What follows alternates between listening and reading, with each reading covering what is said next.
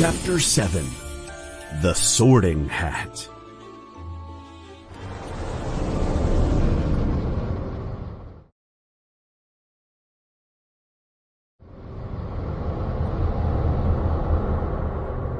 "Is everyone here?" asks Hagrid. "Right then." They follow him up a large flight of stairs to a huge front door made of hard oak wood. Hagrid raises a gigantic hand and knocks 3 times on the castle door. The huge oak door opens immediately and loudly.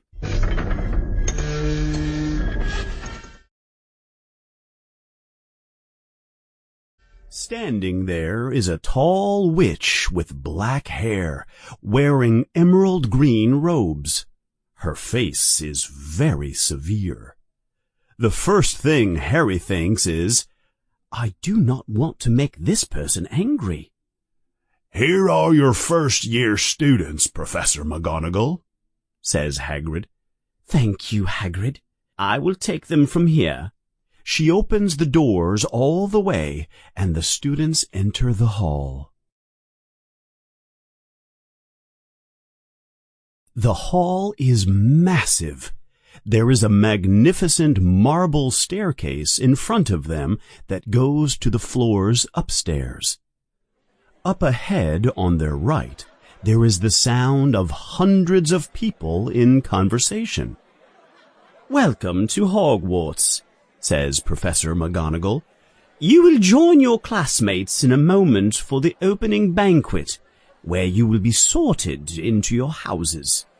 Follow me, children." Professor McGonagall continues, "The sorting is a very important ceremony, because your new house will become like a family to you here at Hogwarts. You will have classes with your housemates, you will sleep in your house dormitory, and you will spend your free time with the other children from your house in your house common room. There are 4 houses at Hogwarts: Gryffindor, Hufflepuff, Ravenclaw, and Slytherin. Each house has its own important history, and each house has produced great witches and wizards. If you perform well, your house will receive points. If you break the rules, your house will lose points. At the end of the year, the house with the most points will win the House Cup. It is a great honor. I hope each of you will be of help to your house this year. The sorting ceremony will begin in a few moments in front of all the other students." As the group walks through the dark hall, several of the children scream. "What's that?" someone yells. Harry looks around and gasps. There are about 20 ghosts that suddenly appear in the hall.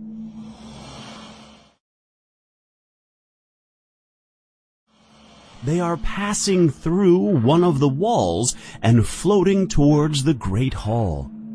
The ghosts are white, the color of pearls, and transparent. They float in the air across the hall. They are talking to each other. They ignore the group of first-year students who are standing there in shock. Then one ghost, a fat friar, notices them. "Are you about to be sorted?" he asks. The children just nod their heads up and down in shock. They cannot speak. "Let's go, Hufflepuff!" Ha ha! Yells the fat friar ghost as he disappears through the other wall into the great hall. "Come along now, children," says Professor McGonagall in a stern voice. The sorting ceremony is about to begin. Follow me in a line. Harry is very nervous. His legs feel like they are made of iron. Ron is behind him in line, and they enter the great hall through a large doorway. Harry has never seen or imagined anything like what he sees. It is a strange but splendid place. There are thousands of candles floating in the air, illuminating the room. In front of Harry there are 4 long tables, where all the other students are sitting. The tables are covered with golden plates and cups. At the end of the hall there is another table where all the teachers are sitting. Professor McGonagall leads the students towards this table. There are hundreds of faces looking at them in the candlelight. Sitting with the students here and there are the ghosts. Professor McGonagall places a 4-legged stool in front of all the first-year students. On top of the stool there is a pointed wizard's hat. The hat is old and extremely dirty. Harry does not know what is going to happen. Maybe he will have to pull a rabbit out of the hat, he thinks with fear. All of the first-year students are now looking at the old hat. Suddenly, a tear in the hat near the brim opens like a big mouth and begins to speak. Oh, you may not think I'm pretty, but do not judge on what you see. I'll eat my own self if you can find a hat that is smarter than me. For I am the Hogwarts sorting hat, and I'll tell you where you should be. You might belong in Gryffindor, where live the courageous hearts. You might belong in Hufflepuff, where justice sets you apart. Or maybe in wise old Ravenclaw, if you have an intelligent mind. Or perhaps in Slytherin, where real friends you will find. So put me on, do not be afraid, for I am the thinking cap, and I will come to your aid. All the children in the hall begin to clap and cheer when the hat finishes. So, all we have to do is put the hat on? Ron says to Harry. My brothers told me it was very painful and that I would cry. I'm going to kill Fred. He said it was like wrestling a troll. Harry smiles. Yes, just trying on the hat is much better than casting a spell.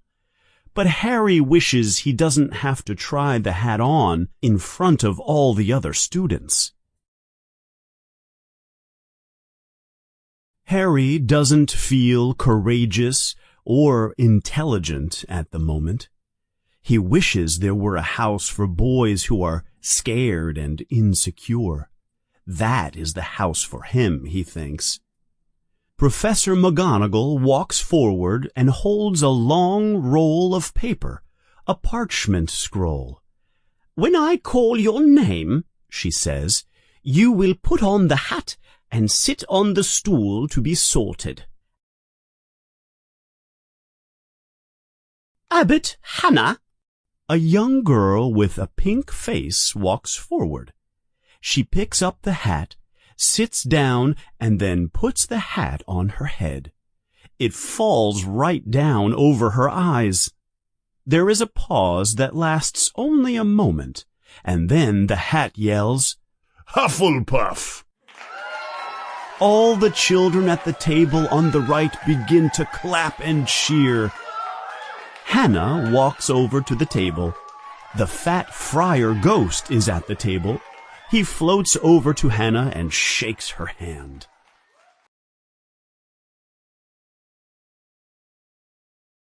Bones, Susan, yells Professor McGonagall. Hufflepuff! The hat shouts again. Susan follows Hannah, and the table begins to cheer again. Boot, Terry. Ravenclaw! Another table erupts with cheers and clapping. Several children from Ravenclaw stand up and shake hands with Terry as he sits down with them. Bulstrode, Millicent. Millicent is the first child to be sorted into Slytherin. Harry has heard about Slytherin, but when he looks at all the children sitting at the long Slytherin table, they do not look like very nice children. Harry hopes he is not chosen to be in Slytherin. Then suddenly he has an even more terrifying thought. What if he is not chosen at all? What if the Sorting Hat doesn't say anything, and Professor McGonagall has to make him leave Hogwarts in front of all the other children? Harry finally returns to reality when he hears, Granger, Hermione! Hermione runs quickly to the stool and pushes the hat hard onto her head. Almost instantly the hat screams, Gryffindor! Ron makes a groaning sound. Oh. When Neville Longbottom, the boy who keeps losing his frog, is called, he trips on the stool and almost drops the hat. The hat takes a long time to decide. Finally, it yells, Gryffindor! And Neville runs off to the table, still wearing the Sorting Hat on his head. Professor McGonagall has to go after him to get it. Malfoy, Draco. Malfoy walks forward full of confidence when his name is called. The hat barely touches his head when it screams, Slytherin! Malfoy joins his other friends, Crabbe and Goyle, at the Slytherin table.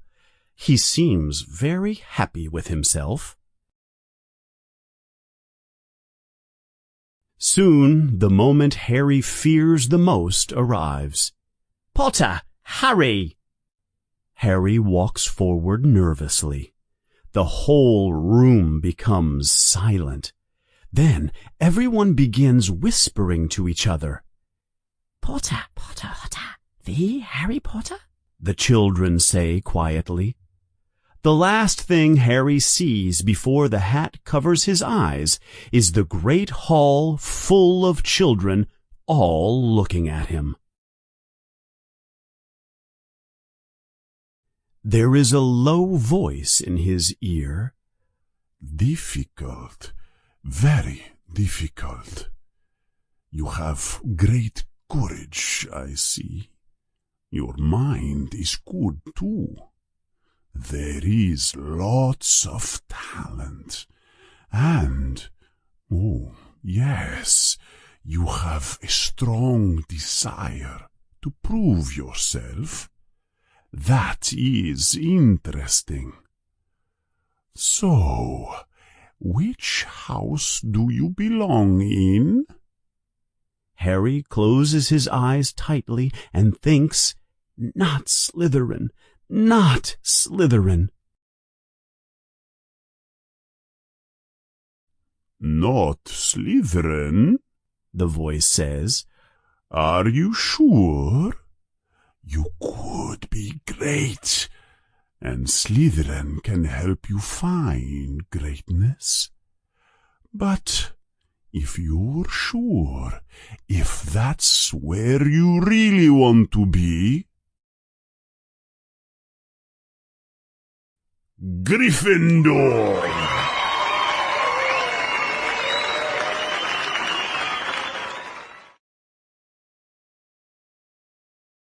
Harry takes off the hat slowly.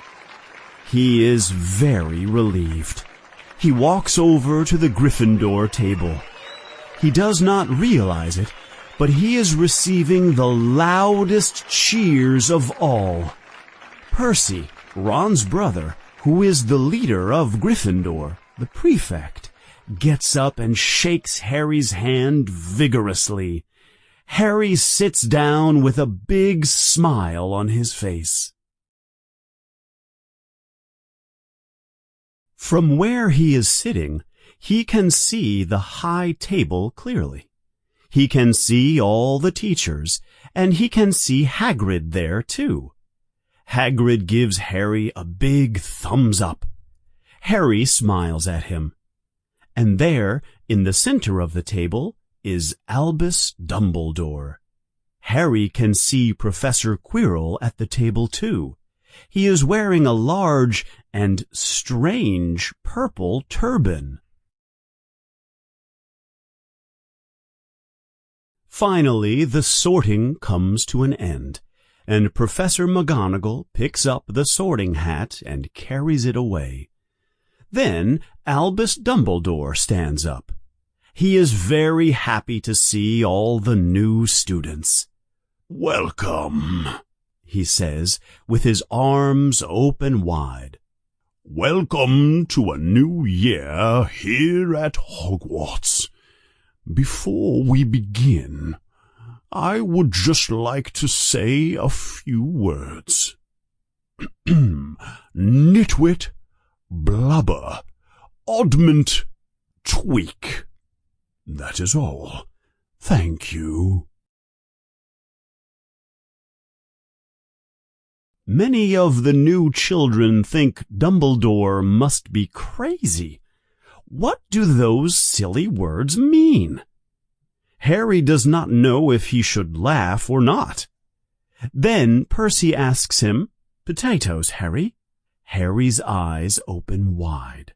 Just moments before, the plates on the table were empty. Now they are full of all kinds of different foods. Roast beef, roast chicken, bacon and steak, sausages, pudding, carrots, and piles of mashed potatoes. As they are eating, one of the ghosts says, "Oh, that looks so good. I haven't eaten in more than 400 years. But you never forget how delicious a good steak tastes." "I know who you are," Ron says suddenly. "My brothers told me about you. You're Nearly Headless Nick." One of the other children asks, "Nearly headless? How can you be nearly headless?" Sir Nicholas, the ghost, looks unhappy. He is hoping the children do not talk about his name, but he feels he must explain. "I'm nearly headless because of this." He raises his arm over his head and pulls on his opposite ear. His whole head swings almost completely off his neck, like it is on a hinge. Someone has obviously tried to decapitate him, but they did not do a complete job. He pushes his head back onto his shoulders and says, "New Gryffindors, I hope you will help us win the house championship this year. We have not won in so many years, I am beginning to worry if we will ever win again. We must end Slytherin's record. They have won 6 times in a row. Harry eats happily and talks excitedly with his new housemates. Dessert arrives, and he eats many plates of delicious ice cream. He is feeling relaxed and a little sleepy. He sits back in his chair and looks at the high table, and sees Professor Quirrell talking to another teacher with long black hair and a hooked nose, like the beak of a bird. He is very pale. It happens very suddenly. The teacher with the hooked nose looks over Quirrell's shoulder straight into Harry's eyes. Harry feels a sharp, hot pain across the scar on his forehead. Ouch! Harry covers the scar with his hand. The pain leaves as quickly as it arrives, but Harry cannot stop thinking about the look on the pale teacher's face. It seems like the teacher does not like Harry at all.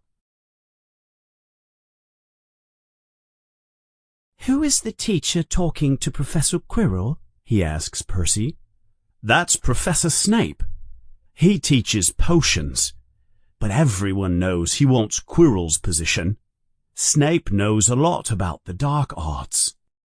Harry looks at Snape for a while, but Snape does not look at him again. The meal finally comes to an end. The desserts disappear, and all the plates and cups are magically clean and shiny. Albus Dumbledore stands up once again to talk to the students. He warns the new students to avoid the forest. It is full of monsters and very dangerous. He also tells them that they cannot use magic in the corridors between classes. Quidditch trials will begin in 2 weeks, he says, and anyone interested in playing for their house should talk to Madam Hooch. And finally, he tells the new students that this year the corridor on the right-hand side on the 3rd floor is prohibited, unless they want to die a terrible death. Harry is not sure if he should laugh, or if Dumbledore is serious. But before he can ask, all the students stand up, and the prefects of each house call out to all the new students. Percy, the prefect of House Gryffindor, yells, "Follow me, newbies! Stay close! You don't want to get lost!" They follow him out of the great hall and up the magnificent marble staircase. They go through many passages and up long flights of stairs. They go through hidden doorways and behind hanging tapestries. Harry is beginning to get tired when finally they stop in front of a large painting of a fat woman in a pink dress. She is moving, and then she speaks. "Password?" "Caput Draconis," says Percy, and the painting swings open like a door. And there, in the wall behind the painting, is a round opening that leads into the common room of House Gryffindor. It is a comfortable round room with big, puffy sofas to sit on. Percy shows the boys to their side of the house, and then he shows the girls to their side. Their trunks are already waiting for them in their rooms. Each room has 5 large beds with red curtains. The boys are too tired to talk. They put on their pajamas and climb into bed. Harry falls asleep immediately. He has a very strange dream that night. He dreams he is wearing Professor Quirrell's turban, and the turban talks to him. It tells him he must transfer to Slytherin immediately. It is his destiny. Harry tells the turban he doesn't want to be in Slytherin, and he tries to take off the turban. But the turban becomes tighter and tighter.